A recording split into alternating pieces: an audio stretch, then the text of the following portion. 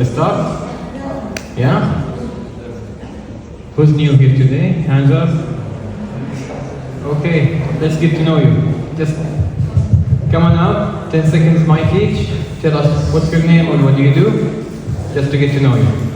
Come on.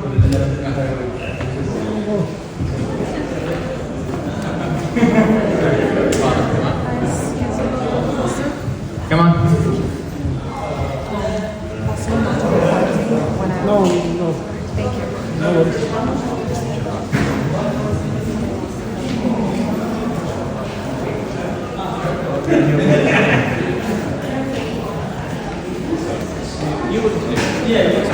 New is more than the whole community. Yeah. Guys, if you're new, come on, introduce yourself. Oh, mashallah.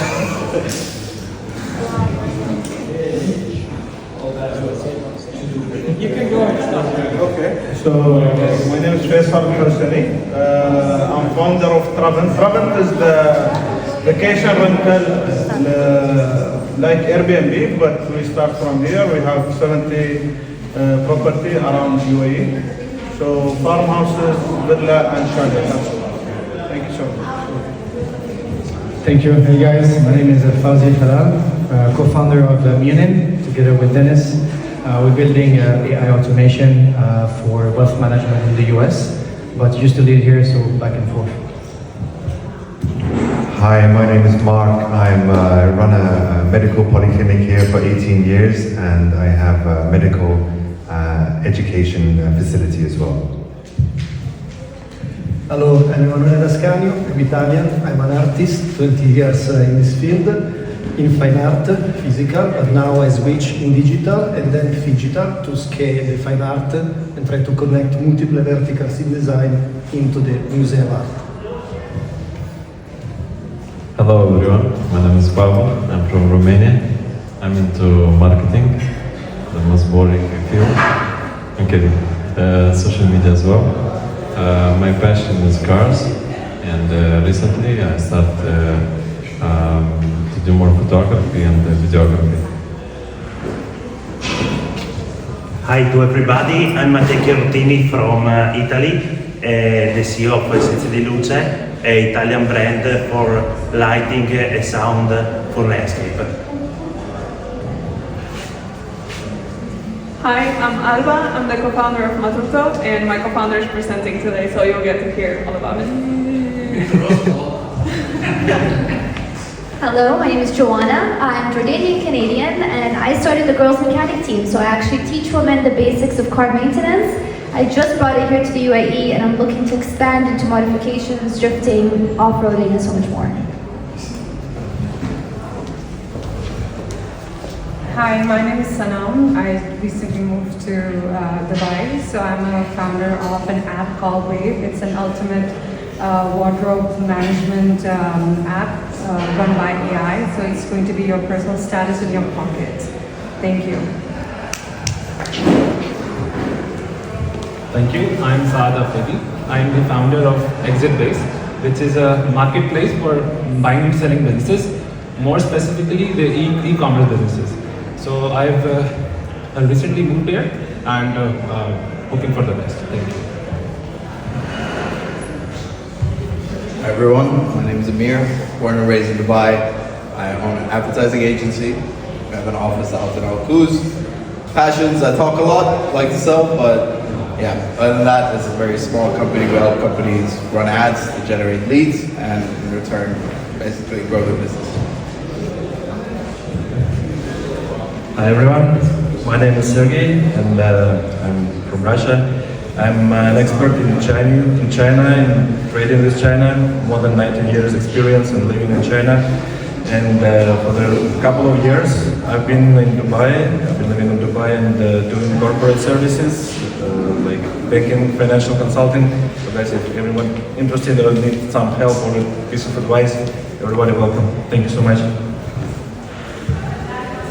Hello everyone, my name is Adil. I'm from Pakistan and I'm part of Delco Technologies. We're offering digital marketing and technology services, especially for startups. So I'll be presenting today as well, so you'll know more about my company later on. Thank you. Hi, this is Umar, and I'm here for the past 8 months, and I'm looking at the car business, which is used car trading. And other than that, I'm into this real estate financing. So I hope I will be, beneficial for this. This is my first time here, so that's why I'm introducing. Thank you. My name is Umar. Any new joiners? First timers? Anyone? No? You're not, huh? Okay. So, for the first time joiners, basically this is a community that we have for entrepreneurs, and we started this community around February 2023. It grew very quickly from Dubai. We have now chapters in multiple countries actually, so there's a chapter even in Brooklyn, New York, there's a chapter in Rochester, New York as well, there's a few in Saudi, 3 now in Saudi actually, in Kuwait, Riyadh and Jeddah. So the community is growing very fast. It's not a business, and the idea here is it's open for everyone. It helps people to, get into the spotlight. Last year alone, more than $30-something million was invested in startups in the community from the exposure they got from the community. But it's also a place where we'll take off shortly. Please fasten your seatbelt.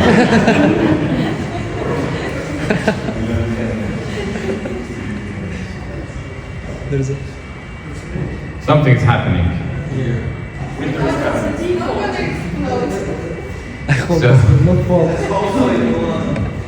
So the community has a lot of exposure through investors coming, scouts coming, a lot of media exposure to a lot of startups. There are also startups that come here, pivot. It's not a place for us to just be nice to each other. It's also a place where we support each other and give constructive criticism to each other as well. It's a place where we find resources, maybe even find the co-founders. Sometimes we manage companies. It's not that we do it, it just happens. So it's just a natural place for people to coexist together. At the end of the day, it's Friday night, you are here. Exactly, that's my point. So you are committed to whatever you're doing. Okay, so we all are. That's our life. We're trying to build something, grow it. We're not 9-to-5ers. Some of us are, and they're trying to double with starting something on the side or getting exposed to this. Is it worth it? Do you want to do this? So it's the right place for everyone to come and just, we didn't do it as a membership. We don't want any cash component or money to be involved. Or it's just a place for people to come and speak their minds as well. The community has been growing quite rapidly, and we need everybody who comes here. It's already your place, it's your community. You can add value, you can contribute. You're not here as a guest anymore. If you're already here, you can lead. And this is the whole idea of this community. It's not that we want to organize it for people to come and fit a specific agenda or anything. Yes, we have some themes, like this week we have the pitch roast, so people will get roasted. And by the way, roast doesn't mean he presents and then, no, it means we get to show some hard truths, I know, I see that Bluetooth mic you got. I'm not sure you're gonna put that online. No, I'm just being funny, but no, we do have people who leave upset. It happens. Yeah, a lot of times. Yeah, you seem like a cool guy. Yeah, but it happens. To do this, you need to have a very thick skin. To do this, you need a thick skin, and if you don't, probably you shouldn't be doing it. 8 or 9% of 10 startups fail, right? So we might reduce that ratio by taking you out of it. I'm sorry, but I know it sounds harsh, but it's true. we have other themes so for other nights. So we have idea labs. So somebody who has a very rough idea, not a company yet, not a product yet, not a team, nothing, no money. People come speak about their ideas at some nights as well. We have other nights where we just keep it relaxed, just go somewhere. Actually, after every night we go somewhere. We just hang out, just network, talk. So after tonight there will be that. Queenie will tell us where it is, there in the corner. So we will know where to go after here, just socialize and relax and start, kick off the weekend basically, So I don't want to take more time. Welcome everybody who's here for the first time. And your name again? Nas will tell us now about his company. The format is like this. He's going to pitch for 5 minutes and then there is no Q&A. Yeah, roast. This is a roast. So people will elect themselves. We'll have 3 to 4 people maximum come out. The idea is to give constructive criticism in a funny way. You can go into a soft place, it's fine, you can hit. You can do that. Yeah, we encourage it actually. Not too much. A lot. You have to do it a lot. Not too much is not enough. Not enough. You need to go a bit more. Yeah. I agree with you. Huh? Even before he started. Yeah, we're gonna take it as well. Like when the roast time comes, you're a co-founder, so he's gonna pitch, but we're gonna pull you out here. I think that's fair. Yeah. Fair, right? Yeah. So I mean, it has to be an equal thing, So without further ado, your timer starts now. Go ahead. Good luck. Ladies and gentlemen, welcome the one and only Nas. Thank you.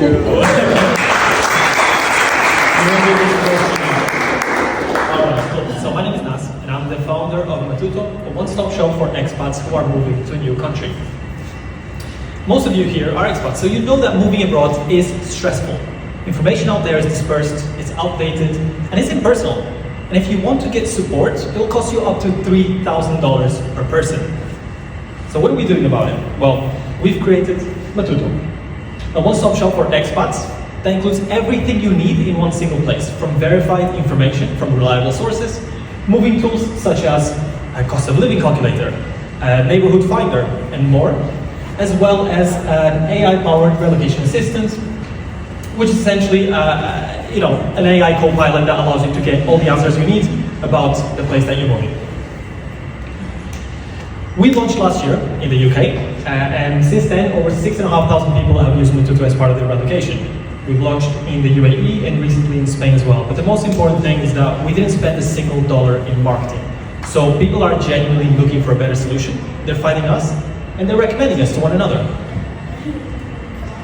To date, we've generated over $20,000 in revenue. We raised $120,000 from Techstars, and people from over 150 different countries have used Matuto, which demonstrates that what we're building is truly a global product. How do we make money? Well, people can subscribe on our website to access a bunch of different features. And they can also purchase one-on-one relocation support from an advisor. And we also work with brands who are looking to promote their products and services to our user base. And that can cost a little bit more money, but that's between sponsorships and affiliate partnerships. This is a $44 billion market, and we're just getting started. We're present in 3 different countries, but we want to be the #1 solution in the world, so that when people move to a new country, they will use Matuto. And there's nothing quite like us in the market. I mean, yes, we have the good old blogs that exist since 2004. I'm sure you all love reading it. And we also have competition, such as traditional agencies that charge a lot of money, as well as some of the startups coming up in Europe that are focused on supporting the employees who are relocating. But what about the other 95% of expats, the everyday expats? That's who we're creating a solution for, and that's why we've created Matuto. My name is Nas. I'm the founder. And my experience is in tech and sales. My co-founder, Olga, has delivered some campaigns for some of the biggest brands in the world.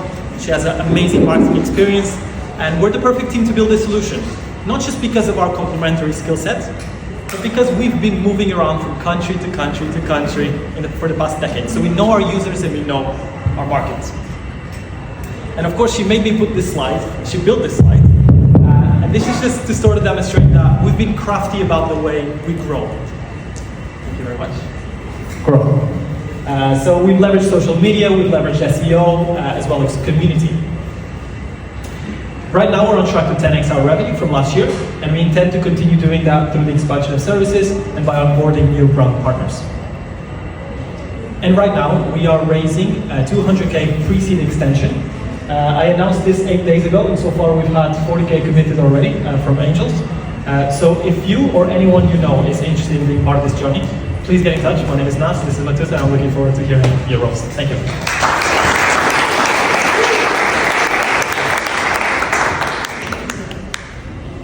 4 minutes. Well done. Thank you. Okay, so who wants to roast this gentleman? And the lady.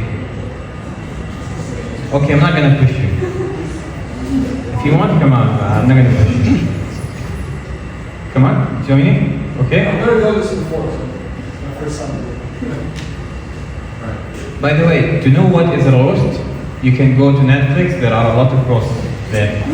Some really good ones as well. I'm gonna be bad at this, I've never done this before. So let's see. No, you're gonna be good, trust me. Who else? You will roast? Come on, join us. Anybody else? Okay, I'm gonna kick off and then hand over. So the format is we'll all roast. There's no commentary from your side, and then you can respond to everybody collectively. Your defense, okay? Gotcha. So this is how it is, okay?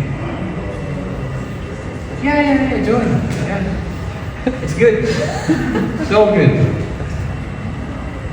Okay, I'm gonna start. Amazing growth. Well done. But you know, it just feels that everything needs to be SaaSified now. Even this, I don't know, I don't see the point of subscription, really. It's a service, I pay for it, done.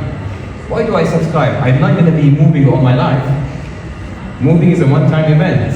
Unless I'm a digital nomad, then it's not called moving. So, I know that you have revenue. You have retention? I don't know, we'll see, you'll tell me. But, no offense, it feels dumb. Thank you. Okay. Again, I've never done this before, so I'm going to be really soft on you guys.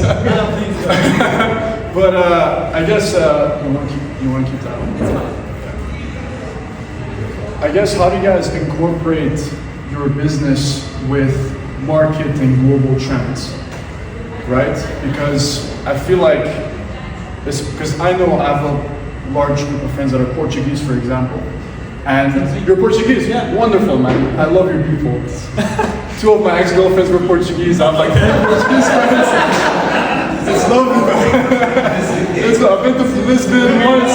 It's perfect, you know. But my question is, I feel like the trend over the past couple of years, post-COVID, I feel like people's disposable incomes grew, right? I feel like people were more able to negotiate for working online. The trend for 2024 largely has been companies are bringing people back in the office, or at least making it hybrid, but they're still present within the geolocation. And 2, I feel like the cost of everything's kind of going up. So unless people are moving somewhere that is far less expensive for them, how do you guys kind of like, if you are looking to grow that revenue, how do you guys battle the projection of the downward trend of people having more disposable income globally and like inflation and stuff like that? And basically people just moving to locations like Spain or even the UAE, which are, like you said, relatively expensive to just relocate. Like if you want to relocate here, like, you know, you could at least have like 10, 20 grand just for anything. So yeah, that's mainly it. Sorry, man. You guys both look amazing. I was like, man, this guy, like, he's more of a model. I don't know what it is about him, but yeah. And he's Portuguese. So I'm like, man, there's something about this guy that reminds me. And you roasted yourself. Okay. Roasting, I also never done it before. Okay. So on one slide, I saw that it was all you need to move to Dubai. So it's specific. It was specifically pointed that it's in Dubai, to move in Dubai. Okay, maybe I was like Googling, I want to move to Los Angeles or New York, whatever. So, and it turns out that there's Matuto. Shit, it's only moves to Dubai. Yeah. What is Okay, so the thing is, you need to have more destinations to move to, and right now this is not the company that will turn the world upside down. So just add more locations to move to, and make the prices lower. Make the prices lower. From 3K, make it like 1.5K or 2K or like. For example, I work at McDonald's, for example, condition. And my salary is like, for example, $2.5K. Yes, it costs $3,000. You're the manager of I'm the CEO of it. So the thing is, I don't have $500 extra. Yes. Buy now, pay later. So you need to have discount from $3,000. That's it. That's a personal point, but again, I'm just close with this. You have something to roast? Okay, go. Yeah, thank you so much for the amazing idea and presentation, and it's really awesome what you guys are doing. But was wondering, like nowadays everyone is using AI. So basically, if I want to move nowadays to any country, I can like literally ask ChatGPT, okay, what should I do, or get all the information in one place. And I've done that already. Yeah, and the other thing that is, that's exactly, I can literally copy your business in 5 seconds. I can create a GPT that does also everything that has to do with expat. Instead of the website and all this friction of downloading the app, I just create Telegram or WhatsApp, and then give people provide me the all information, and then get kickbacks from the partners. These work of providers that we don't have. Yeah, but it's that easy to replicate and partnerships and everything. So, to be honest, I say it's the business model. In my opinion, it needs to be like reconsidered, because at the moment it's like just redundant. See, I like your points, but my issue is to move is not something you plan. It's like the intent, like to buy a subscription. I'm dumbfounded. Like I don't know how does this work. You really have the time to respond. I'm sure you're gonna make me shut up. Let's see. I actually love what you guys did, and then to this point, I do believe it needs to be productized. So by default, you guys are onto something. But here's my question: why charge the consumer? Because it's information at the end of the day. Information is free. Through your affiliate, like if you build an affiliate program where you're charging for, why not do that? You make more money. The subscription thing to this point doesn't make sense. I move 1 month, 2 months. Eventually, I'm going to know my place. Why keep paying $20? So, and like again to his point, he does have a point. The AI ChatGPT thing allows you to do it, but yes, there is friction. So, considering you built the product, why not just charge the business or charge the affiliates? I mean, what does it make a difference? Let's say I use Google. I get all the answers on Google. Does it provide something extra or something? I think you have to be more specific on what you guys provide, and maybe show a real example of people that moved in, add some stories, like real stories. And I think, let's be honest, not everyone is using AI. Even in marketing, I'm using AI, but for my field, I don't feel right now that it's very useful. I mean, I got some inspiration, but I cannot completely relate on AI. And I think it's good to have a free trial as well, like try it first, especially for someone who is traveling first time. let's say someone never been to Dubai, a lot of people have no idea like how is Dubai and about what's the culture here. And you can give by a real example and also free trial. Try one time. If you like it, you can subscribe. Maybe I think that will work. But I like the idea. It's kind of nice. Like I never thought that there are companies that can provide can support people of doing some moving. Basically, supporting them to take a decision, take a right decision, and not get affected by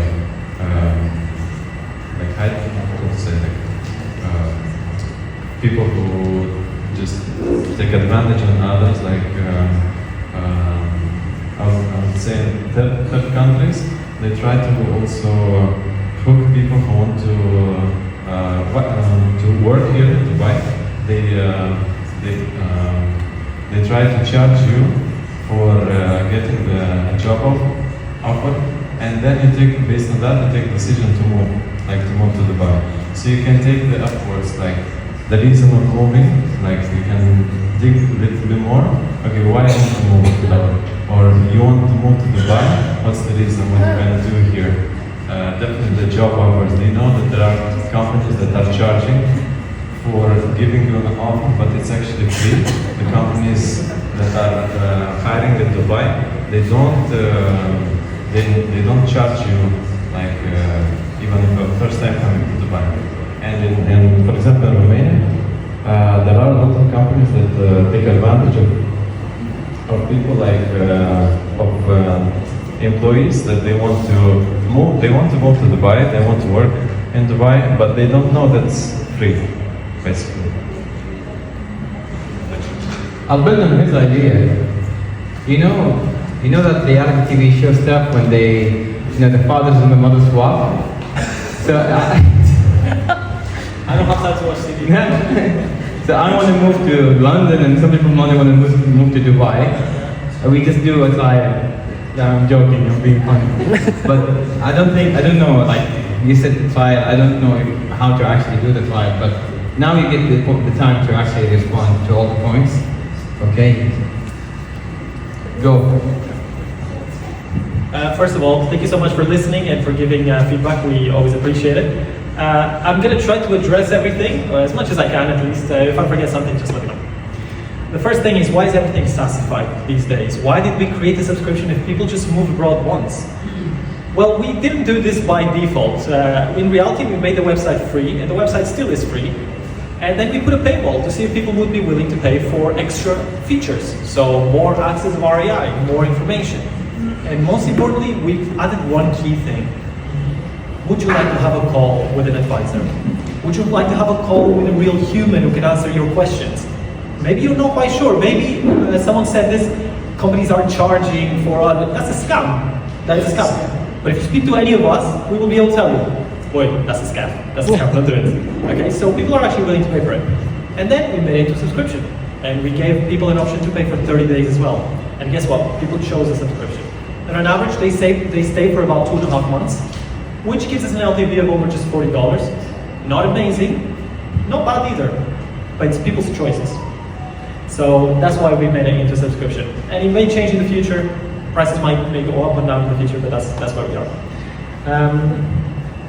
So just to clarify on the business model, anyone can sign up for free and they can read up verified information that comes from government sources and leading market data sources that would be hard to access via AI or other blogs. And then if they decide to purchase the subscription, they get access to additional premium features, additional AI questions, and a call with an advisor, which I know for $19 it might sound like a waste for us, for our resources, but actually only a small percentage of people use it, or they don't use it every month. And it's a really good value perception and that security that gives the expats. And someone mentioned affiliate models. We do that as well. We're rolling out an affiliate program for the platform. So for all of those users who decide they don't want to pay anything additional, they can use everything for free, and we will be monetizing on affiliates. Then there was one on the price as well. I think is that gentleman. $3,000 is a lot, right? That's what our competitors charge, not what we charge. We charge They start at 3,000. We start at 100, and we go up to like 1,000 max. They go up to 10,000. So we're pretty competitive in terms of pricing, and leverage tech to be able to do that. Why don't people just use Google? That's a good question. And I asked our users, why don't you just Google stuff? Why are you going through signing up on a platform and reading and logging in several times over the course of months? Why are you doing that? Well, it turns out that people trust more when the resource is incredible, reliable, they can read other people's reviews and they can speak to someone, right? It's all about trust. When you're moving to a new country, it can be daunting. It can feel a bit, I don't know, am I making the right decisions? Am I making the wrong ones? So yeah, when you Google something like how to move to Dubai, a property finder blog from 2016 will show up on top, and you're like, is this accurate? Is the weekend still Friday and Saturday, or is it Saturday and Sunday? Well, what's misleading and what's not? So yeah, that's why people have been signing up to Matuto. And in terms of, is the business dumb? Yeah, isn't every business a bit dumb? Yeah, we just try to create value for our users, and we turned out to build a business that people are willing to pay for. We couldn't ask for anything more than that. One more point. I really like the point of we're not in LA, we're not in all the countries in the world, and you're right, this only works if we are in all the countries in the world, which is our long-term vision. Just in over 12 months of being alive, we have launched in 3 countries, and we have kind of figured out a way of doing that relatively fast at a low cost. So next time you'll see us, we'll be conquering the world, hopefully.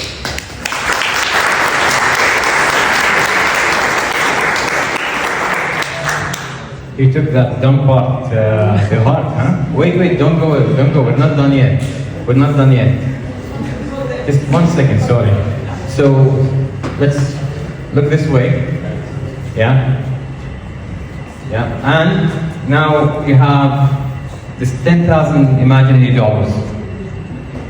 Can you give them 1,000 of your dollars if you will invest in this business? Raise your hand up. If you're sure you will. Sorry, what was the question? You have imaginary $10,000. If you, this is expendable income. Yes, you will invest $1,000 only in them. Okay? Would you invest it? 1, 2, 3, 4, 5, 6, 7, 8, 9, 10, 11, 12, 13, 14. $14,000, not bad. Okay, if you think you might need more information to invest, put your hand up. 2, 4, 6, 8, 10, 12, 14, 15. Thank you. If you think you will never invest in this, raise your hand up. 1, 2, 3, 4, 5, 6, 7, 8, 9, 10. These are your numbers. Accept that. Yeah. Appreciate that. Obrigado.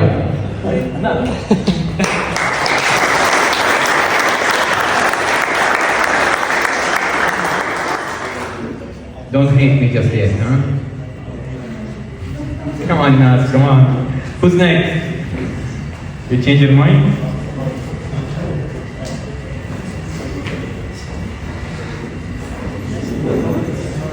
You're next, no? The guy, I don't know. Who's next? Oh yeah, she's next, sorry. She's yeah. You can go first. Somebody else. I mean, I don't know. Up to you guys.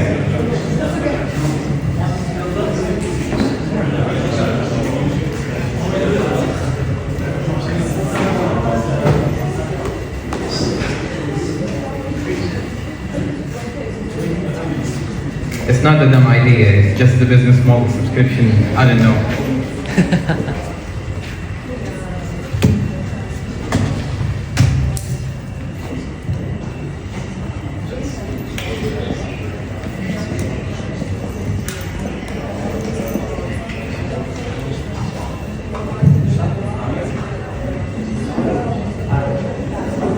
Come on guys, we need people to roast. Roast. Not Q&A, roast. Do it. No? People should come in a really bad mood to roast. No. It's not about being vengeful.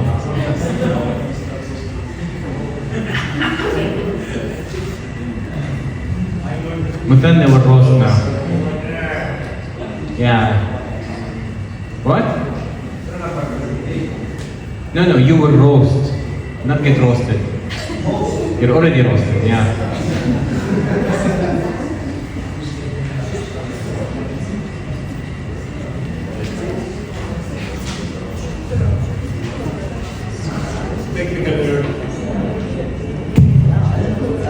I mean, your first slide says you're struggling with these. ABC startup.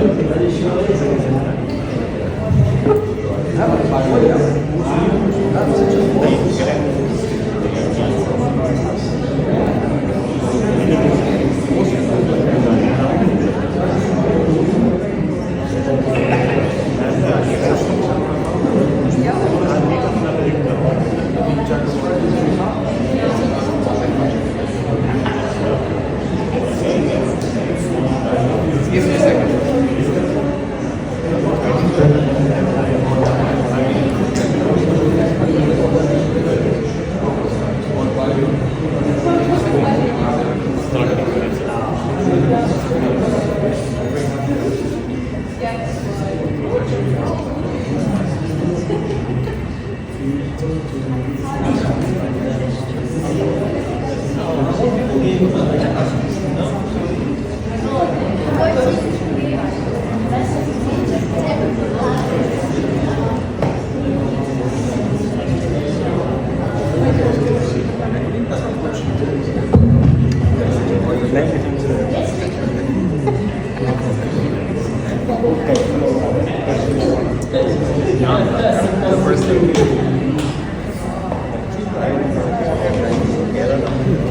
Guys, ven a LinkedIn.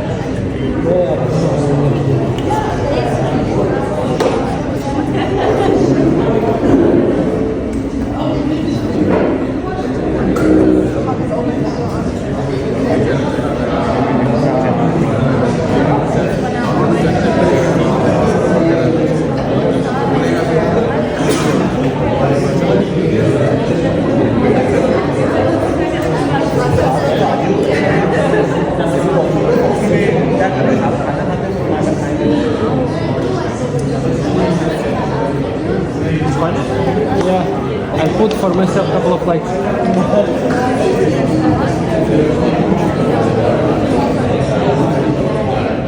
Hello everyone, my name is Nasser. I'm from Dolgikh Technologies. So what we are all about, we'll start, but first we have to think about something. So we are all startups here, right? So we all have ideas. Now you might have an incredible idea, revolutionary product, but you're just starting off, right? And the marketing world can be a complex beast.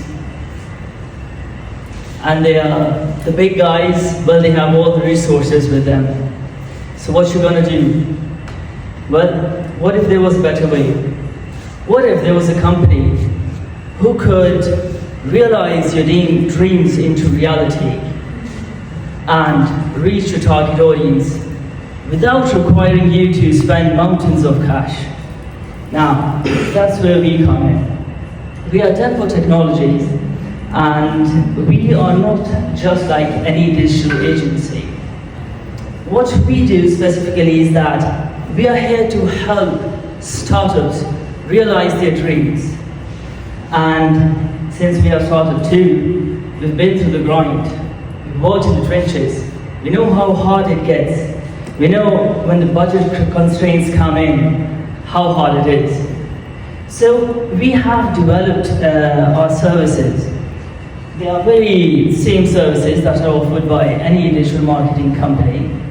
So you can get website, e-commerce, application development. You have SEO, SEM, social media.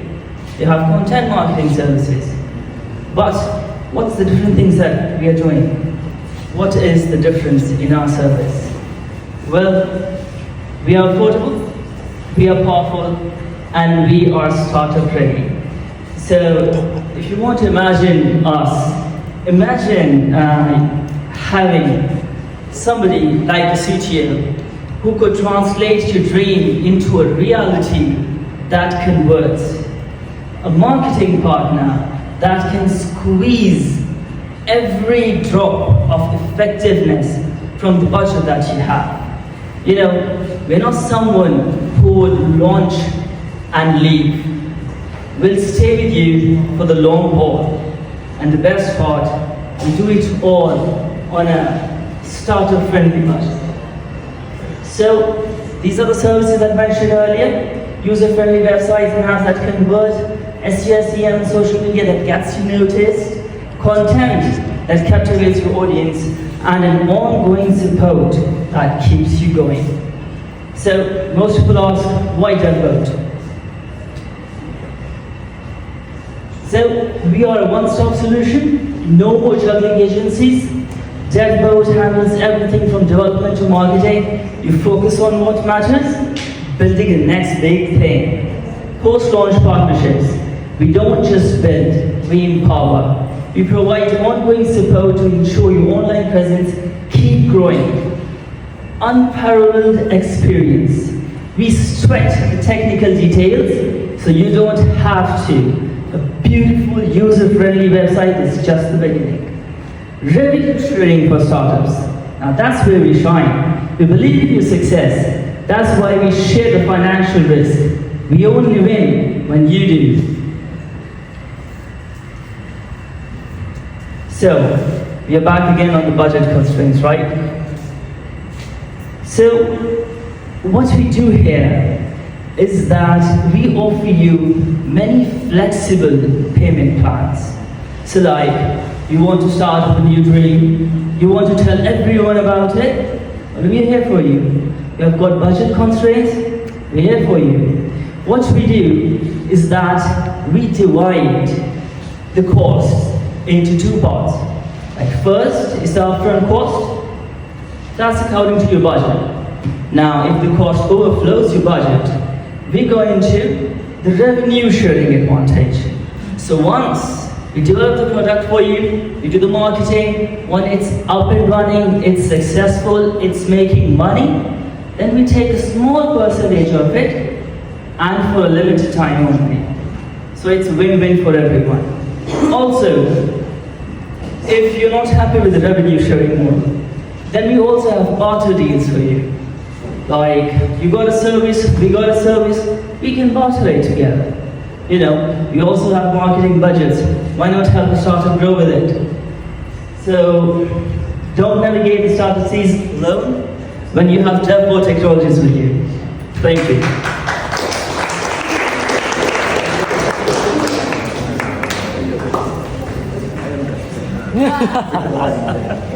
Sorry, mate. It's fine, it's fine. So much more for improvement. Yeah, guys. Cooking time. Do it. It seems like. Okay. Whoa. Come on, guys. Okay, I think that's enough. Oh, okay. I just thought enough is enough. You got the beast now. Yeah, okay. I'm gonna sit down for this one. Oh, not Q&A, huh? Don't forget that. Yeah. Sorry, mate. So I have to tell you, there is nothing at all interesting in the presentation. In 22 years, I've heard this hundreds of times. Shared revenue model exists everywhere. There is nothing special about it. One of the most important factors when you build a marketing company is to come clear to your audience. So how are you going to make a difference? What you're going to provide different than the rest? Not just the promises without deliverables which is clear and a process that people can understand. So going through the presentation, I feel a marketing agency could do a much better design. That's number one. If you are not able to, don't feel bad for me. If you're not able to build a nice design for your pitch, so how are you going to build something for me? Right? That's it.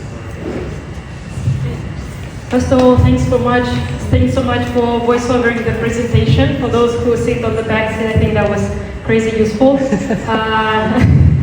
And the second thing, do you really believe that you can earn on the startups, specifically on revenue sharing from those who are not earning at all?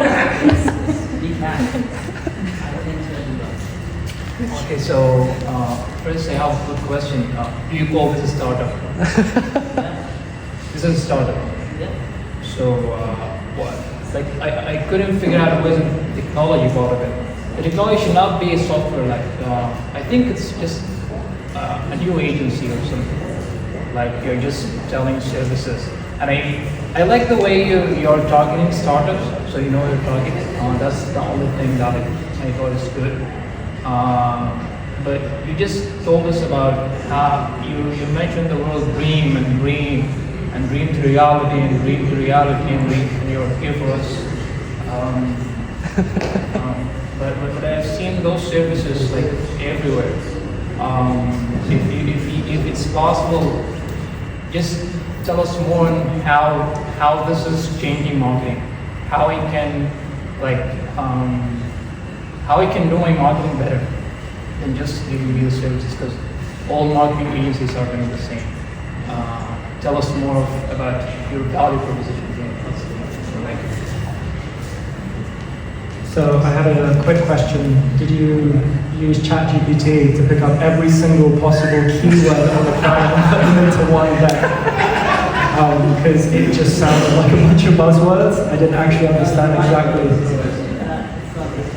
And speaking of ChatGPT, to be honest, I think I probably could have got a better result on what to do with my marketing campaign from ChatGPT. And like just based on the pitch, like on the quality of, like as a customer looking at it or as a potential customer, it doesn't really inspire a lot of confidence in the product that you're offering. And what else? No, it's going to be difficult. What's that? It's going to be difficult. Oh no, that's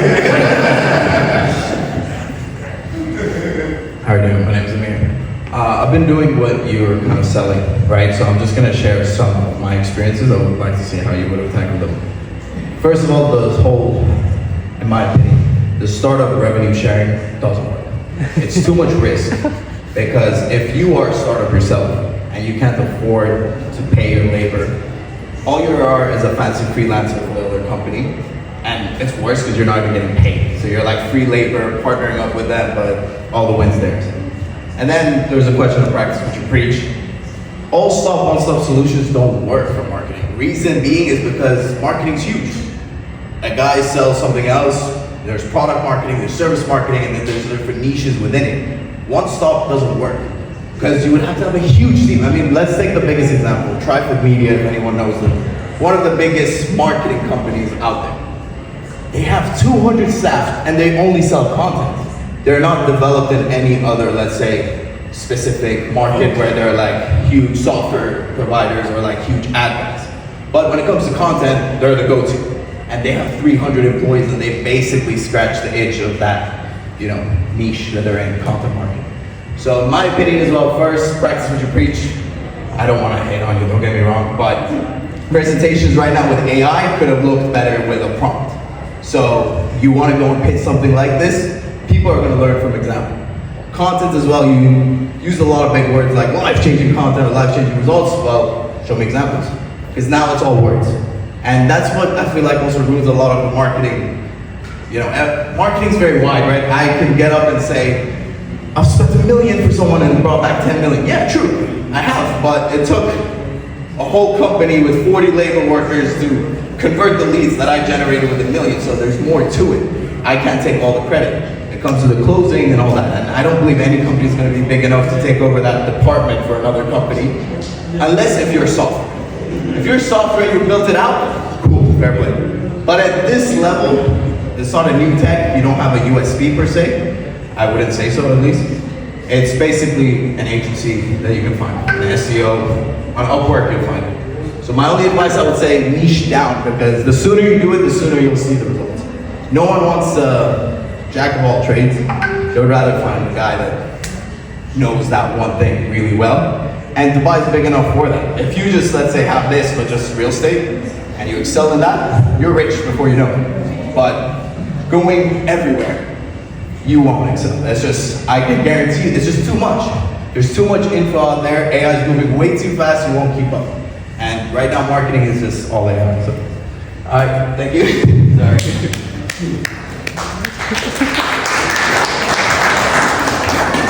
Now that was a slow rose, wasn't it? Yeah, got me marinated quite a bit. Yeah, it was good marination and like very good seasoning as well. Yeah, thank you, mate.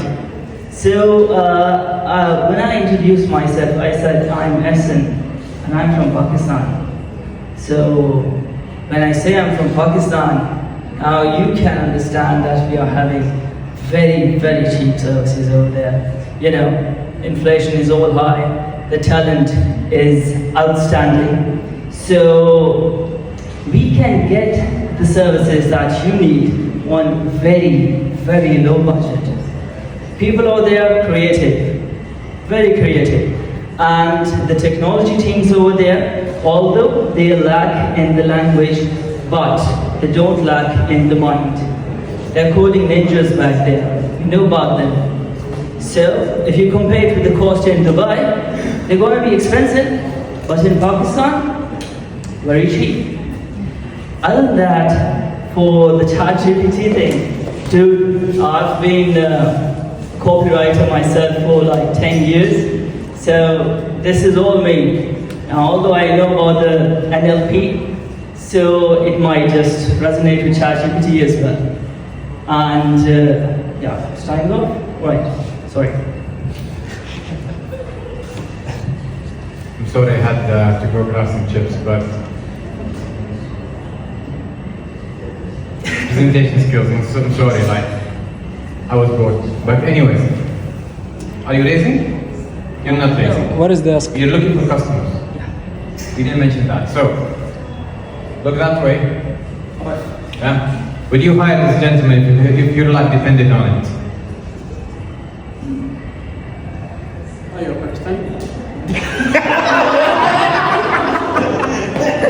True.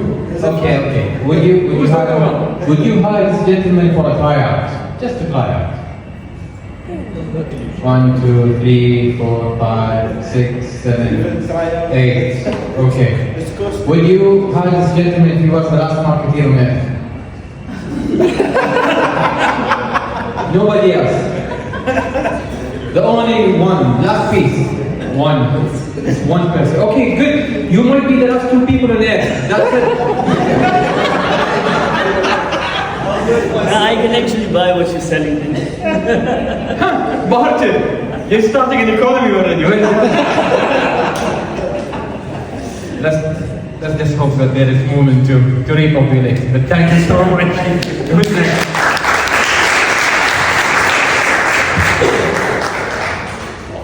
Olga, the ladies here. Guys, be nice.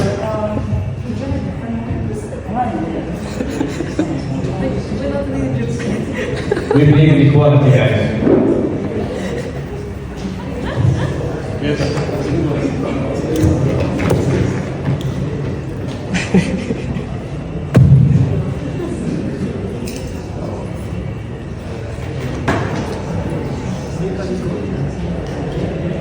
Gonna hand over this oily mic to you now.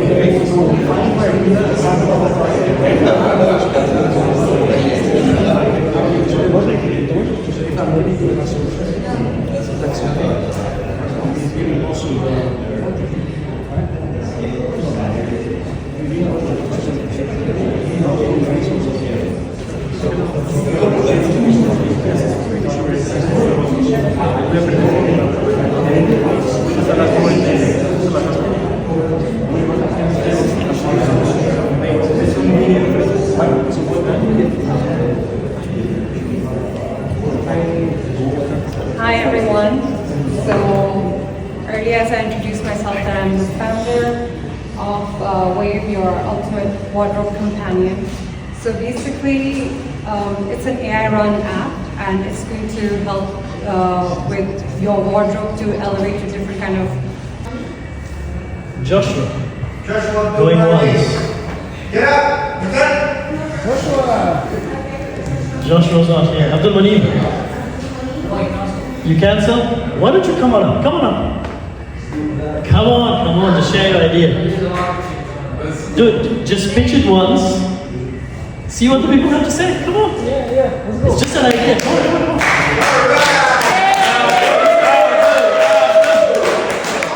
Come on, man.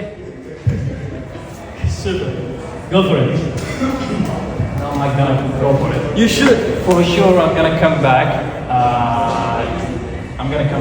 But now because there's a lot of business and a lot of things are changing. I was supposed to do it as planned, but we changed, we canceled. But for sure, I'm gonna come back. Yeah. Why don't you just give a quick idea about what you want to do and get feedback? Your one line. Yeah, just one line. Tell people what you want to do. I know I was good. Okay, so the elevator pitch, go for it. The first idea was that I want to build a founder-to-founder advisory program to support idea stage businesses, build the MVPs. So I get through a lot of feedbacks, and I asked a lot of established founders who will be the advisors in the program, how it's going to work for them. I did a lot of research, talked to Jared, I talked to a lot of people who will be the users for this program, who will be the new founders who want to start their companies. So most of the feedbacks was about that we don't have time for this. So if you don't have time for this, how you can make sure those companies will grow? How you can make sure those companies are going to be satisfied with what we are giving to them? So what we are changing it right now is going to be like a venture building program. The program of advisory will be the next stage. The first program that will be is going to be venture building, which if you have a SaaS product, you're going to join the program. There will be a product manager. Now I'm getting her on board. She'll help you on sessions how you're going to build it. But with that, there will be a prototyping. Like we'll do an interactive prototyping with you. We'll build you a plan. We'll build you a landing page where you can present your ideas. So it's not just that one counts. You can present something and you can get feedbacks and iterate from it. There's a lot of things to do. I'll make sure that I come again with a good presentation. I'll love to listen to others' feedbacks, like I was here listening others. So yeah, thank you so much. Thank you guys. So yes, please, come on. Why not? Yeah, go for it. Any salespeople here, or consider themselves good at sales? Yeah. Some of us. Raise your hands, please. Okay, cool. So I started off my career in sales. I noticed it was extremely difficult because there are so many sales tasks that you have to do. You gotta find your leads, you gotta follow up on your leads, you gotta be organized, you gotta be just on top of everything. And so what we did was, I was really good at organizing and being a very good sales rep. And so I left that to start an AI sales co-pilot. And so what we do is we sit on top of all of your tech stack and we analyze all of your leads, all of your deals, basically everything that's happening. We remove data entry from the entire picture. So you're never answering any repeatable questions. You're never logging your CRM or your database for any sort of repeatable stuff. You're just focused on speaking with clients and really being human, right? And so this AI co-pilot basically sits on top and does all the data entry for you. I'll cut it off here, short pitch, and if anybody has any questions, cool. So, thanks. Thank you for that. No, hold on. Right, so how are you different from the likes of HubSpot and all of these guys? Because I know that they have a sector that they're focusing on, which literally focuses on this. So how are you going to be different from that? And there's a lot of people actually doing something similar in this space. Yeah, of course. So we're different in a couple of ways, because with HubSpot, you need a data provider. that enriches all the data. So you need an input of data into HubSpot. And then you need a bunch of little sales tools like your Calendly, like your Zooms, note takers. Like there's so much fluff in the sales space. And so what we decided to do is go lower into the They're market. fully integrated, to be honest. Have you heard of Affinity as well? Yes, of course. So all of There's those guys are CRM fully related exactly. parts, So yeah. they're all fully integrated. They even enrich your data. So if you have, let's say, an online lead right, that gets pushed through your way, that automatically is in your CRM, and automatically scrutinize it. You can even set it up in a manner where the system would actually respond to it based on the kind of information that they provided. Do you know how much it costs to set up something like this? Do you know why there are HubSpot implementation partners and all of these stuff? Grumble. Grumble, yeah, of course. $500. I'm not talking about the cost. I understand the cost, right? Yeah. But again, So it's you're a also different going to be market. charging, right? You're It's also a different market. What are your margins? So typically, what are we charging? We charge about $1,000 a month, and that does everything up to 5 sales reps. So it's about $200 a month. It's your entire sales tech stack for $200 a month per sales rep. I don't have the figures on top of my mind, but I think it's cheaper than that on HubSpot. 500. And Affinity as well. But how much does the implementation partner cost you? Not much, to be honest. I mean, at the end of the day, for a data pipeline to connect with your HubSpot, I mean, I was doing this as a freelancer for a long time.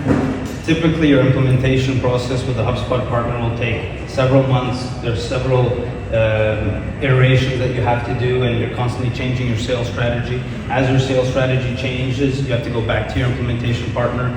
They need to constantly be filtering your pipeline and making sure your CRM is clean. And there's a bunch of data issues there because you're probably using other engagement tools like Outreach and SalesLoft and all of these stuff.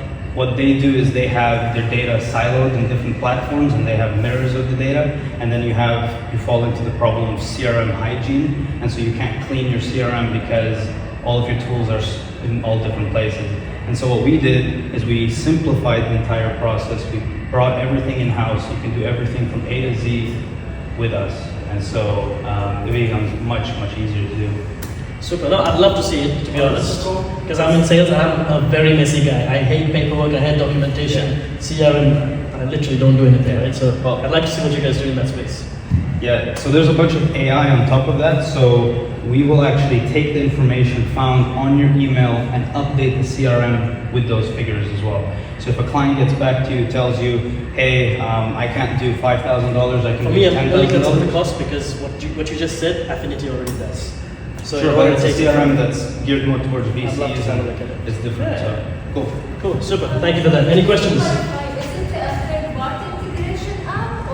No, it's an all-in-one solution for like really small sales teams. So like companies, for example, have to adopt this software to be able to use it. A lot of our The a lot of our clients start off with no sales process. Like they come from Sheets and Gmail, and they have us. And then we have another thing where we acquired a company in Pakistan where we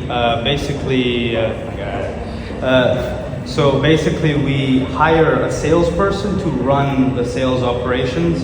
So it's like you're not even handling any of the manual stuff as well. Somebody's using our tech too. We do e-commerce, so we have a website that we have integrated sales directly from the website. Customers want to reach us, they are reaching through WhatsApp. The guys integrate your tools into the website.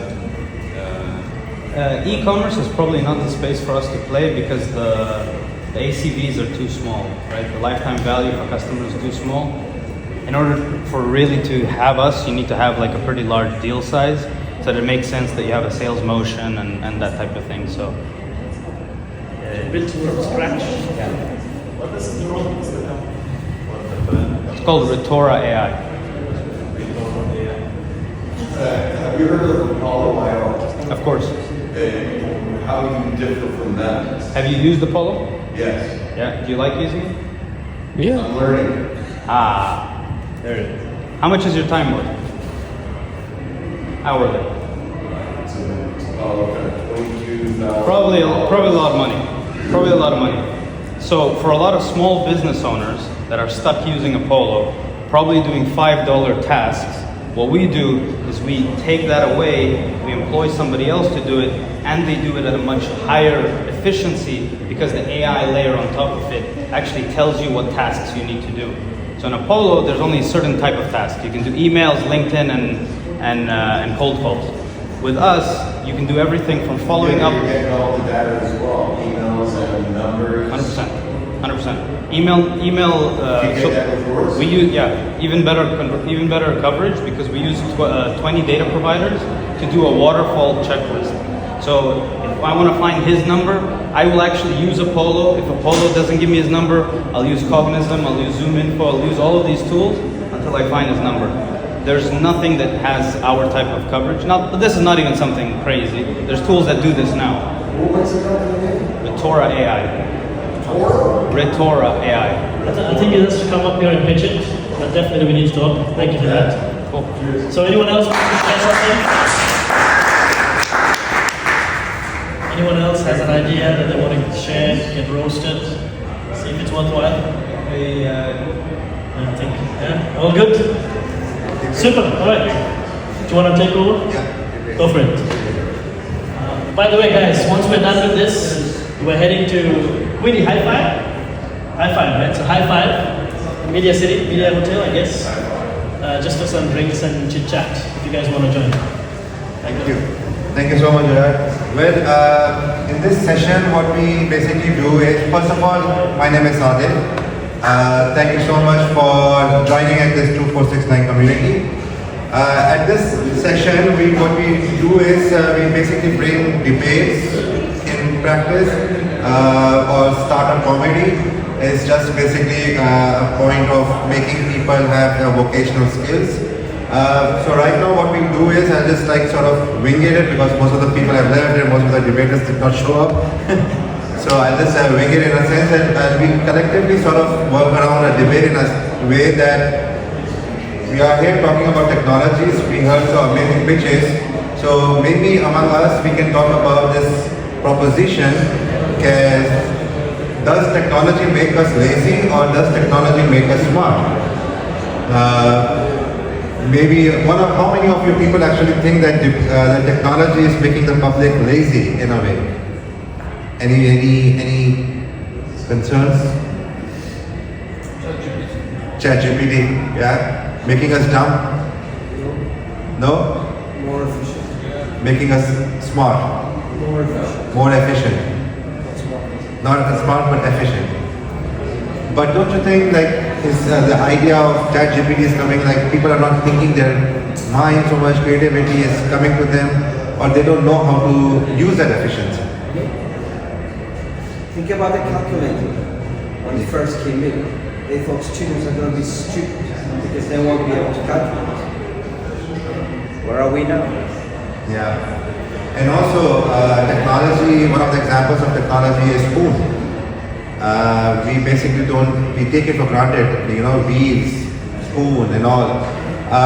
Anybody who wants to talk about the proposition about how technology is actually making us more, as the gentleman said, efficient, more innovative, life is getting much better, or it is that we are getting more and more problematic, things are becoming more and more difficult, privacy issues, congestion. What are your views? Please speak around if anybody wants to say. I'll say one thing and I'm going to move on. All right, please. In my opinion, technology is a tool. You give it to the dumb, he becomes dumb. You give it to the smart, he becomes smart. But how do you scale it?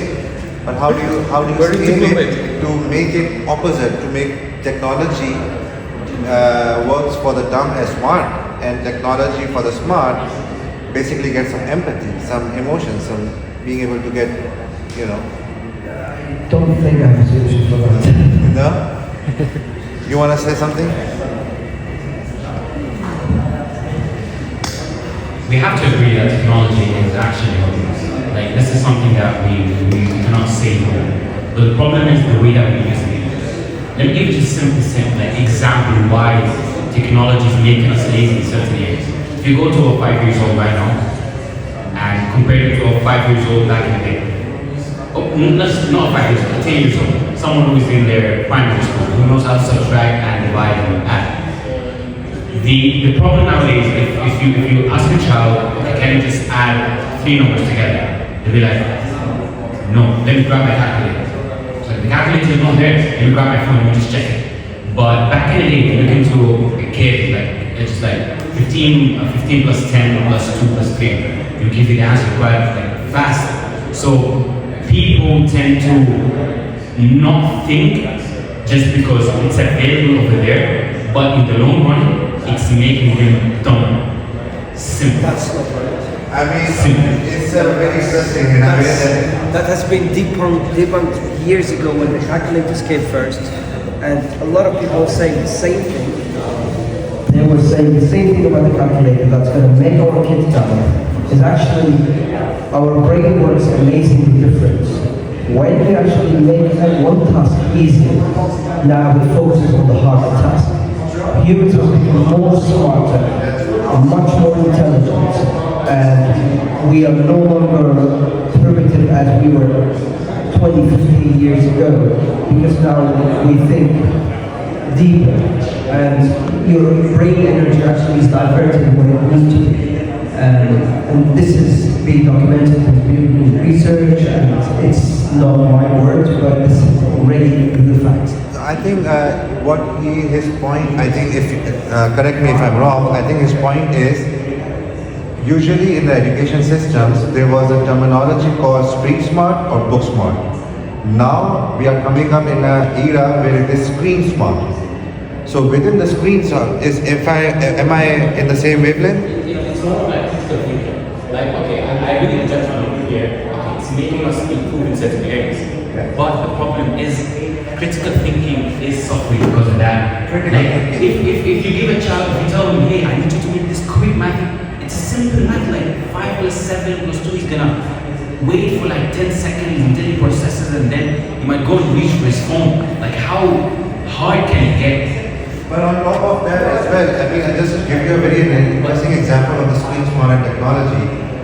Over here, you must have seen the pitches.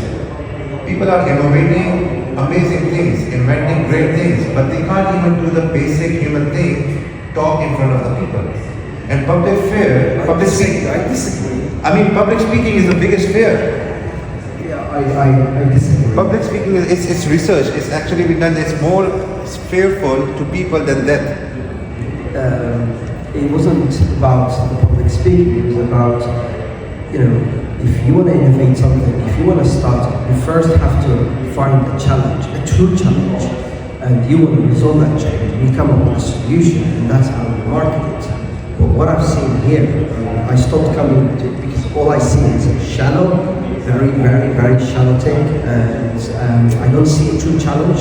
I see people faking the challenge. They pretend there is a challenge. I mean, come on, a woman can't have, they don't know what to wear. Truly, is that a challenge? Or someone cannot design his house? I need an AI to help me. This is the concept. I said, the tools, if you give it to the dumb, it becomes dumb. But if you give it to smart people, I mean, we use an AI. We use an AI in, protein engineering and enzyme engineering. And we use AI in molecular dynamics to do a calculation hasn't been done. We use GPUs in that. But other people are using it in something ridiculous. I look at them and I just cry. It's like, what are you guys doing? But his point is very interesting to the same thing that you're talking about, the critical thinking. Most of the public, the basic... But that doesn't come from technology. How do you think that technology can... This comes from society. If the society is just promoting materialism, it's only promoting being idiotic and all what you care about, and of course that's what you're going to end up with. But this starts from home. But this starts from parenting. It doesn't start from school. It doesn't start from school. From social media. It starts from home. Okay, then let me ask you this way, phrase it this way. How do you market technology which makes people smart on a mass level? How do you market, how do you promote such technology? Because like you said, technology is already out there, which is useful, critical thinking. Technology is just a tool. Exactly, but yes. the tool is not. You need someone to use the tool. That's what you're looking for. You need someone smart to use this tool in the right direction. The technology is there, we can market it to anyone. What we can do is put limitations to those tools. Let me. So I grew up in an era back in school where a calculator is forbidden. Yes. Forbidden. Yeah, now, but the problem is right now, a kid in his 5th grade can easily have his calculator or can just pull up his phone and use it in the classroom. Yeah. So what we're trying to do over here is put a limitation to that. Bring back the old system, some of the advantages of it. Tell the kid that, hey, no calculators until you reach grade 10. Well, why?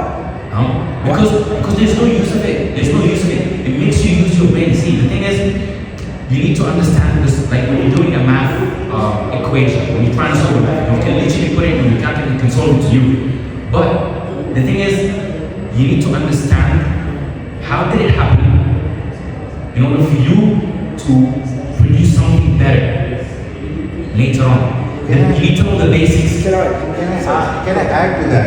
Also, I would like to engage with more people. Let's say it's a good debate. Okay, so here in areas, I'm quite ancient. I don't think as young as I am. And I'm born in 75, so I went through an era where actually those calculators who used to do the differential equations and the integrations, they were not there. There were fancy things only the rich students had it. We had to do manually. And you know what? We used to spend hours and hours training ourselves and trying to do differentiation and follow the rules and get it wrong and right and wrong and right and wrong and right. You know, the amount of effort that we spend on all of that is just ridiculous. You know what I do with my son now? I don't teach him that. I teach him to use the calculator, and guess what? Go learn Python in that time. Something much more, beneficial for him. He would learn coding, he would learn something. Why are you wasting your time in doing all these manual calculations? If you're talking about the fundamental calculations, all schools, right at the early stage, they will teach them the early, the fundamentals of mathematics. But then once they reach to year 10, 11, 12, that's when they say, okay, stop focusing, wasting your time on all of these ridiculous calculations. I remember, in my college, there was a question.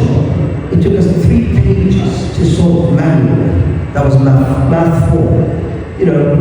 And ask me now, I'm leading a company, I have a team, I have a lab, I have engineering, we're doing crazy things we're doing. Do we ever use that knowledge? No. Unless if I'm really, really deep mathematician, driving equations, driving something, but even when we do that, we don't actually, we just refer to what other people have done, chuck it in the code, let the code do it for us. So just to add on that, I think there is another element towards it, is the human element, which technology as a tool is not being able to take in the full capacity as to like what the gentleman over here was talking about. The example I can think of is we use GPRS, Google Maps, for destination A to destination B. And almost all of them are using it. But if supposedly in a place where there isn't any internet, and then you have to go towards that place to destination B, the driver and everybody is like just going to be completely panicked. And then instead of having the adventure of exploring new areas, perhaps finding what is the directions, what is north, what is south, what is east, what is west, there is no sense of direction, understanding even of the simplest things. So what I think, if I'm not wrong, if this is people are losing the sense of the basic direction, the basic navigation. I grew up here. My youth was here in the UAE. I knew Dubai in the 80s. Dubai, Sharjah, I knew every single building in this place. I used to drive. We never used maps. We never used any of that. Okay? I still remember all these old areas. But if you ask me now to drive in Dubai, I'm lost. I don't know my way. If I don't use this, I will be going around and around and around. Yes. So it is not about using the technology. Actually, the technology has made me more more efficient, more sustainable, because I spend less fuel on going around. I get to my direction, to my destination right away. I don't go and stop in person, especially where is that road, where is it? But then, in your experience, Mike, if you reflect back, when was the time that you really enjoyed going out driving? Was it in the past or was it now? Is it now? It's a different era. That's you the can't point. compare. That's the point that you can't compare where we were 20 years ago and now. We cannot compare. Whatever was unbelievable. I'll tell you what, back in the days they used to ride horses. Yeah. They were very happy. They were the most efficient. Although it was very difficult to clean it afterwards. Yeah, but who drives horses? Who rides them? There's no one else. If you want to go from Shawki to Dubai, you don't ride the camel, do you? Yeah, because that was an era, and now we moved on. Okay, then let me then broaden a bit debate here, and everybody please participate. Do you think that within this pursuit of efficiency, are we becoming lazy in the pursuit of efficiency? Again, as I said, if you give it to the dumb, it becomes dumber. If you give it to the smart, it becomes smarter. It's nothing to do with the technology. It's just the user. It's the user. You're right, and we can compare. Right now we are driving the cars, but 100 years ago we were driving cars. So it's the same. Like we just now driving oriented in Google Maps or another application and so on. So when we drive in a horse and go to some place for 3 months. Regarding the Google Maps thing. Okay, so Google Maps, it will fail. You will reach a point where it's going to fail. If you just go to any of these newly constructed roads, okay, it might take you to the wrong place. I would rather fail once in 100 than failing every time. Let me give you one thing. A lot of people don't know how to read signs. If you follow the signs, you will get to your destination. Good luck. You do. Especially when Seriously, Google Maps fails. honestly, don't go there. For me, I use it as a every time I said I'm gonna read signs, I said never ever again. I said get your phone up again. I said, every time I tried to brave it, no Mathana, you wrote, and I was like, what a stupid idiot. No, but back to Google. Absolutely. There is a point about it as well with that technology. You're right.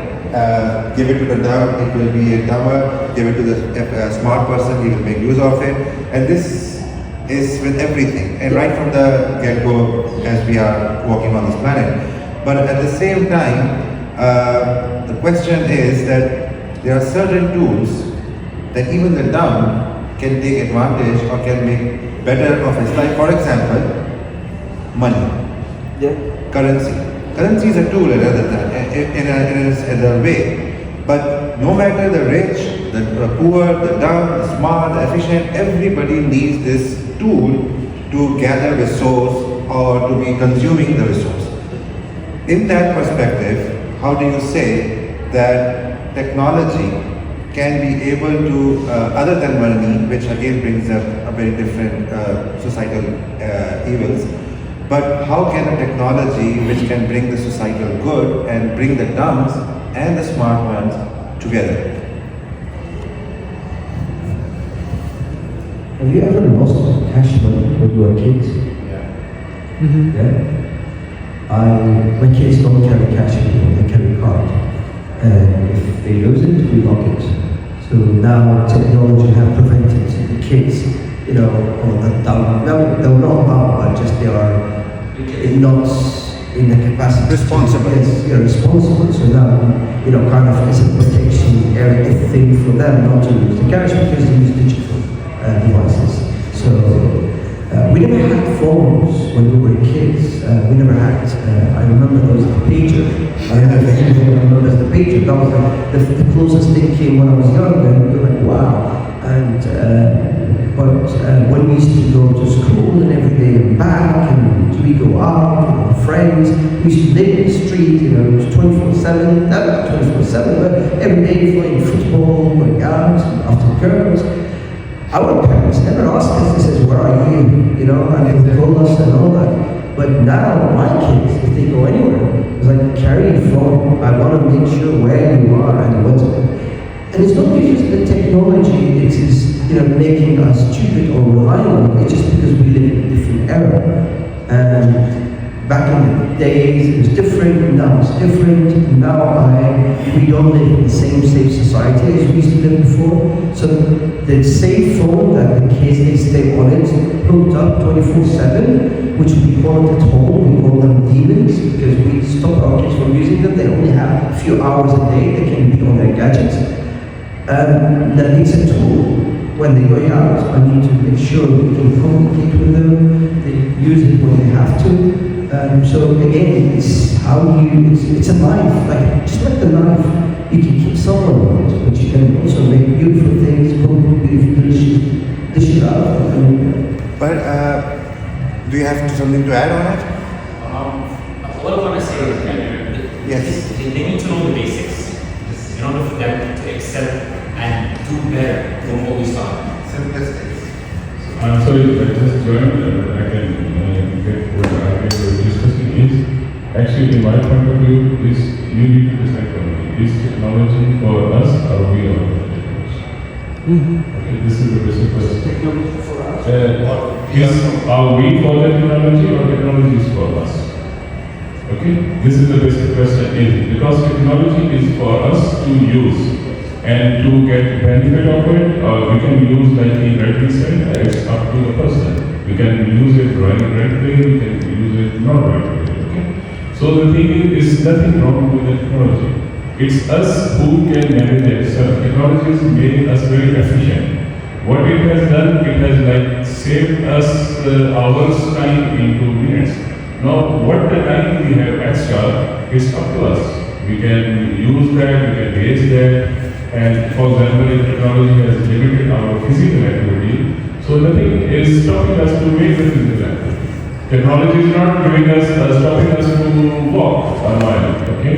So it's just giving us direction, making us more efficient. Now the rest of the time which we have saved up to us, we can make it productive way, we can make physical exercises, we can eat it, we can make it funny. It's depends on how. I completely agree, but again, I will put up to the gentlemen over here is that with that added time that we have, sort of got because of the efficiency, because you are due to technology, are we utilizing that extra time useful for us, or are we again procrastinating and becoming lazier and lazier? It depends on the person. For example, everybody, We had the same debate that we were talking about. Yeah, it's saying the same thing. I say the same thing. Yeah. It depends. It depends on the person. Everybody in the room is blessed with 24 hours. Okay? Either you rightly said you are poor, you are rich, whatever you are doing. Nobody is given more than 24 hours, nobody is given less than 24 hours. No, but I just want to contest this idea of dependence. Like when we say it depends, we all have three things in common in every part of the world, humans. We have to eat, we have to sleep, right? And we have to be sheltered. It doesn't mean that we cannot say it depends that where they are from, maybe those people can't eat, don't want to eat. Exactly. So this is what I'm saying. So the basic need of humanity is also to be able to do, like the gentleman said, critical thinking. It's the basic need for a human being. And as technology is coming up and booming up and giving this decentralization, the power of choice, the power of opinion, the power of these efficiencies that are being increasing more and more time and again, second to second. Question is, critical thinking as we as human beings, are we able to use this basic need? Because of water, water is for, yes. You know, back in the days, chairs. Come here. So please, let's have a round conversation. Back in the days, when you used to throw someone into the jungle, they were able to survive. Exactly. right? They have these skills, they have the knowledge, they were able to do that. Which one of us, if you throw them down in jungle, will survive? Even the scouts have been closed now. The Boy Scouts institutions have closed. Yeah, because of the bad reputation. Sure. But the thing is, it's not that's the case. The case is because we live in a different era. We're now waiting for, we're 8 billion people. People who used to survive by then, there were how many of them? I think it's 4 billion people. It was a completely different era. We had so many jungles around us, now there's no more jungles left. So us around, we're the one, you go anywhere around the world, you bump into people. So the world has changed. So, that critical thinking, if we have to evolve from what we used to do before. It's beyond me and you and everyone else. This is the world where it's going, and where this is where we head. But I can tell you some of the things, there will be no marriage in the future. There will be no sex. There will be no children. There will be no normal birth children. There will be genetically modified children. You will be able to design your children genetically, and it already has started. 2018, 2 scientists in China, and they were jailed for it. Of course, ethically, not moral, but now we have a technology. It's still very primitive, but with few of gene editing at the germ level, we can actually make superhumans, choose our children, and the woman will no longer be a man. And worse than that is the Y chromosomes shrinking in men, and things will be completely different. Do we go back and we say, I want the natural way of birth, natural, if you do that, what you're going to end up? You're going to end up the weakest link in the family, because your kids are not going to be enhanced and everybody else's kids are going to be enhanced. So you lose out and you defeat the whole principle of passing on your genes and giving the best opportunity for your kids to thrive. And that's what we do. That's the only purpose of having this. So things are changing, but you can't hold on to the past, but you have to move on. No, I'm not against the proposition of the argument is not to make this judgment that technology is sort of not to be taken care of, not to be pursued. Nothing of that sort. The only thing is that I'm saying that if the technology that we are so much going forward, collectively we are becoming more and more dumber. Actually, it's for the camera as well, video, but collectively more and more dumber. And in that sense, how can technology, which was in the proposition was that it will bring together, social media came up that it will make communications move around and make people talk to each other. Perhaps it will make the world a global village in its true sense. Then step by step, we are seeing we are becoming more and more inward, then more and more collective. I don't think that's related to technology. That's to do with society. It's personal, do you think? No, it's like, for example, if I can say it's personal, because I'm telling you the technology, the social media, I'm getting a lot of benefit out of it. Because the thing is, for example, if I could reach like 100 customers, with this technology, I can reach up to thousands of customers. Okay, and it's like up to us. You can be right. There is a lot of information. Okay, but then if you are faced with a lot of information, it is your role, everybody's role, to skim through and only focus on the right information. Okay, because everything used to be there. Even like if you go back 50 years back, no media was there. You see people waiting for the newspaper. Okay, they were like in the queue, everybody reading books, and they're like crazy. They just want to be informed. Some people used to read all the newspaper from A to B, from each corner to each corner. It depends. There were some people who just see business page. Some people used to see business. It's like same thing. Did you hear the argument? There are people who want to keep the books alive. Yeah, they are. They should. Yeah. Because many. Well, actually, I'm sorry, but you're battling a losing battle. We finally losing battle because the books have no paper books have no place in our world anymore. It's all especially because the trees and the cutting of the trees and the sustainability factor has gone more for. Yes, for example, I tell you, there will be time then people will be saying, okay, they used to be like very backward people, they were using like hand bombs, these devices. What you say? For us, this is a technology, okay? And this is very advanced technology that the phone, we can using everything. Down the line, there will be time and they will say they were very backward people, they were using like these devices. You know, Nasser actually. Did you guys use Google for search? Yeah. Everybody, right? Everybody, yeah. I stopped using it. Because it's picking. It searches all the things. It gives me exactly what I want. Even if you don't search, you speak. Same most of the time. Even if you speak, I tell you, you don't write anything. You don't say. Oh yeah, I talk to him. No, even if you don't talk, you speak amongst yourself. It picks. Yeah, more efficient. Because your phone is, even if you are not searching anything by voice, you just keep talking with your friend at any topic and you can experience it, okay? You select a topic and you start talking on this topic, Google will start giving you ads. See, I completely understand this thing, but the point is that, it does repeat, history does repeat itself. Nostradamus actually predicted not about the Third World War, but the Fourth World War. It will be with rocks. So there is a sense of wisdom in his prediction that even if we are actually going to work with the technology so much to efficiency hold on a second. It's nothing to do with the technology. It's not. It's a nuclear energy. If we use it correctly, it's now probably some percentage of this electricity coming from nuclear now. Because now, but if you use it, it's just dependent. You give it to technology, right? You give it to For example, there are 8 billion people now. Earlier it used to be only 3 billion, 2 billion, okay? Now how to get these 8 billion people busy? And how to get these 8 billion people in That's the question. How do they keep them busy? That is what technology is doing.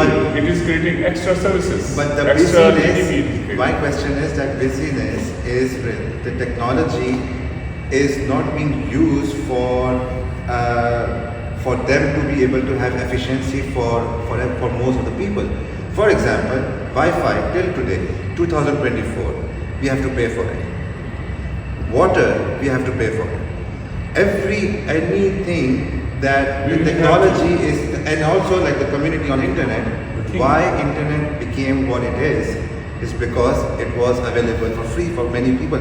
Despite the fact you had to have had the modem connection, the ISP and all that thing. I'm sorry. I mean, I think we've been debating here, and we kind of came to. But I couldn't understand what's the basic question. It's the same question, but there is a common ground is here. Is that technology helps us, and we need technology. Yes. But the thing is, what's the we're basic losing things as humans. We're losing things out of it. In my personal opinion, so that gentlemen can also be participating. The basic question was, the proposition of the debate was, is technology making us smart or making us lazy? And the answer, the first answer I answered, says technology, you give it to the dumb, it becomes dumber. You give it to the smart, it becomes smarter. And then the debate started from it that it's not about who doesn't use it, but it's about that technology is making us not being human at the end of the day, because as humans, we can have our critical thinking, have our own instincts, internal instincts of it, being able to go with it, inspire, innovate, being inspired, like create things. But what technology is now doing is that we are doing the same thing, repeat and repeat and repeat, and just to get by. Your question is not right, because it depends who's doing what. Sorry? we have something as Gen Zs, we normally say one thing. If someone is doing something like a robot, we call them NPCs. Yes. NPCs, non-playing characters, similar to the ones in games. Right now, this one is going out there commonly because you see a lot of people are acting like NPCs. They're not. They don't have the. They're not bringing something out of the box. Yes, exactly. Okay. creativity, There's no creativity, no critical thinking. But that's nothing to do with this technology. That's to do with our society, the corporate society, what we are imposing on them. But because the reach to it is right there available, the person does not want to think. They want to think, sit down for a second and think, how can I get this thing done? There's just reach out for it, and the next time he's going to reach out for it again. But then he can do it as fast as possible. No, I disagree with that, because what I can do, I can come up with 2-3 ideas. But when I reach to this, I can see hundreds of people have thought about it, and I learn from them. My learning curve goes up higher through this, and I find the most efficient way and the quickest way to achieve this task. If you want to learn, I tell you something, guys. My kids, they learn from the internet as more than what they learn from schools nowadays. Sorry? No, they teach the fundamentals, but that's the question. Again, I will bring it back. Why this technology, despite we agree to this point, we are not contesting the idea that technology is not for the common and increase our efficiency or make our lives better for the quality and everything. We're not contesting the idea, but we are contesting the idea that despite all these aspects that you talked about, which is bringing good in our learning curve, it is eventually gets to the saturation point, and that saturation point makes it us dumber and dumber rather than smarter. No, this up to I can say up to that point you are right that it is like making us more busy, or maybe we are not interacting as a human with each other. Okay, up to that level I can say okay, yes, can be. But as making you dumber, I give my own example. I am like 54 years old, right? The thing is, I have seen the time when there was no this technology. Whenever I need to research some topic, I used to go to the libraries. Okay, I'll have to spend full day for one topic, spend research many books on this one. If you get hold of it. Yeah, if you get hold of it. And it was full day job. Okay, now the same thing I just write down. Okay, and I can do this in 5 minutes. This is the thing, and what it has me, because as you were very right, because now I cannot learn on my own experience. I can learn for hundreds of people. I completely understand that we are in a new era, and we are having a new age. And we are getting benefits. As this is a separate topic, being human to each other. I know what he's going. I know what he's alluding to. I'm trying to link around the young generation, nowadays, especially end of generations, Gen Z and Alpha is even worse. They are really connected to this device. Because they are born into it. Why? Because they are born into it. Sorry? No. Why they do that? It's not because they are becoming dumber. It's because their parents are becoming lazier and they want to get rid of them. They give them the device. Yeah, since a young age. Exactly. Since a young age, take your phone, child, and play with it and build up. This would build up, because this is where I could actually tell you myself. When I was growing up, I'm also not that I'm in 40s. Yeah. And I used to have the best time talking to my grandfather about things from here and there and whatnot. That conversation used to bring in my uncles into it, my aunts into it, and we used to have a great talk. And then we used to have a meal. This is where you are stuck in. Sorry, your argument, debate, or the. You want to bring back the old days. You're stuck in because you know what? I'm trying to not bring the old days. I'll tell you, because I tried to bring this argument, with my wife and the kids. It's like, are we doing this? How are we going to be doing this? It's just because we live in a new era. The new generation cannot do that, but they do that through this. Yes, we can do it through the phone. The point is not this. They do the same conversation. They do with their fathers, with their uncles, with their relatives, with their cousins. I'm a student of media, so I can very much tell you this. With the medium, it changes the entire feeling or experience of a story. It completely changes it, and the entire experience then also brings a different response level to that experience as well. So what I'm trying to share is, I'm not trying to bring the old times. What I'm trying to bring in is the essence that actually helped me in a way to critical thinking. Yes. And that essence is missing. Your critical thinking by then, what you think about it, is different than their critical thinking today. Yes. They are even more smart. They are different. They, for God's sake, they watch Skibidi Toilet. Does anyone know what's a Skibidi Toilet? No. The Generation Alpha. Just Google it. They are addicted to something called Skibidi Toilet. And it's just, my kids are Gen Z, and my daughter, she's the end of Gen Z. She's born in 2010. She's like the end of it. And when they interact with Generation Alpha, and they say, Baba, we cannot communicate with this generation. This is like a different breed completely. And I thought Generation Z was terrible, was awful. Our era is not for, we lived our era. We've done our critical thinking. We've done things. But you know what? They are evolving to be something different. And we can't stop it. Unfortunately, we cannot stop it. All what we can do is their own language. Yes, we can direct them to the right way. That's all what we can do. Because in that way, they're going that way. You cannot stop them. And that's what, in my opinion, I think. Well, gentlemen, it was really, really nice talking, and it was really, really great. I really appreciate all of your inputs around it. We have it on the camera. We try to. Wow, we're gonna be in trouble then. Just don't send it to the kids, yeah. No, we're gonna make it cut it out, because I think we had a very interesting conversation. I think it's a conversation that needs to be talked about, especially when we are building smart cities, we are building smart life, we are building smart way of thinking now with AI, smart thinking, and now I don't know, we would be like having a smart in consciousness. So in this smartness, how much, like you talked about it, you give it to the dumb and it will become dumber. But in this pursuit of everything, making it smart, and then creating new languages for the Gen Z and all that thing, that conversation and this conversation, there's a quality difference. And that quality is what I'm talking about. See, the conversation that era, or the new era are having it, what is the quality? Right now, if you're actually having a burger from a very, very sophisticated food, but if the quality sucks. But if suppose somebody is making a burger at the street, its quality is good. It can be opposite as well, for sure. But this is the point. Right now, as we speak, world over, the conflicts that are happening around it, there is a reason to it that these conflicts are happening around us.